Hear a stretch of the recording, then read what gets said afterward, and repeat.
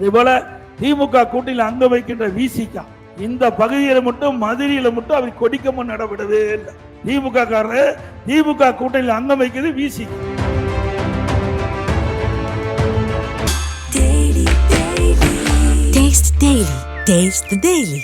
இதை நான் சொன்னா உடனே விடுதலை சிறுத்தை கட்சி தலைவர் எங்களுடைய கூட்டணியை உடைக்க பாக்குறாருன்னு. நாங்க உடைக்க பார்க்கலப்பா, நீங்க மெல்ல மெல்ல இங்க இருக்கின்ற நாடாளுமன்ற உறுப்பினர் கம்யூனிஸ்ட் கட்சியை சேர்ந்தவர் எதுக்கோ போராட்டம் நடத்திட்டு இருக்கார். இந்த மதுரை மாநகராட்சியில 200 கோடி முறைகேடு நடந்திருக்குது. இதுவரைக்கும் வாய் திறந்தாரா? இன்றைய தினம் எப்பொழுது பார்த்தாலும் ஸ்டாலின் சமூக நீதியினுடைய தலைவரே அவர் இருப்பதை போல சமூக நீதிக்கு திமுக மட்டும் இன்றைக்கு பெயர் வாங்குவதை போல சமூக நீதியை பாதுகாப்பது திமுக மட்டும் இருப்பதை போல ஒரு தோற்றம் அளித்துக் கொண்டிருக்கிறார். இன்றைய தினம் திண்டிவனம் நகராட்சியில ஒரு பட்டியலத்தை சேர்ந்த அதிகாரி ஒருவர் அந்த நகராட்சி ஆணையாளர் அறையில் அழைச்சி அங்கு இருக்கின்ற ஒரு பெண், ஒரு பட்டியலத்தை சேர்ந்த அதிகாரி இன்றைக்கு ஒரு கவுன்சிலர், பெண் கவுன்சிலர் கால் விழ செய்த அரசு திமுக அரசு. இவர்களா இன்றைக்கு சமூக நீதியை பாதுகாக்க போறாங்க. அதே போல சேலம் மாவட்டம் இன்றைக்கு உயர் அதிகாரி கலந்துக்கிறாங்க.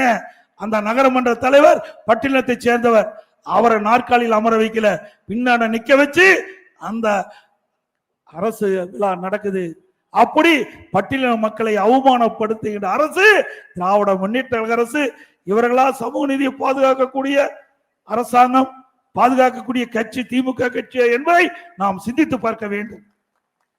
அதே போல திமுக கூட்டணியில் அங்க வைக்கின்ற விசிகா இந்த பகுதியில மட்டும் மதுரையில மட்டும் அவர் கொடிக்கம நடவிடவே இல்லை. திமுக காரரு திமுக கூட்டணியில் அங்கம் வைக்கிறது விசிகா. அந்த விசிகா கட்சியுடைய கொடிக்கம்பத்தை எந்த இடத்துலயும் நடவிடாம திமுக அரசு பாத்துக்குது. பாத்தீங்கன்னா பந்தல்குடி, அண்ணா நகர், எஸ்பிஎம் காலனி, புதூர், தல்லாகுளம், வெளிச்சநத்தம் என பல இடங்களில் அவருடைய கொடியெல்லாம் அகற்றப்பட்டு விட்டது. இதை நான் சொன்னா உடனே விடுதலை சிறுத்தை கட்சி தலைவர் எங்களுடைய கூட்டணியை உடைக்க பாக்குறாருன்னு.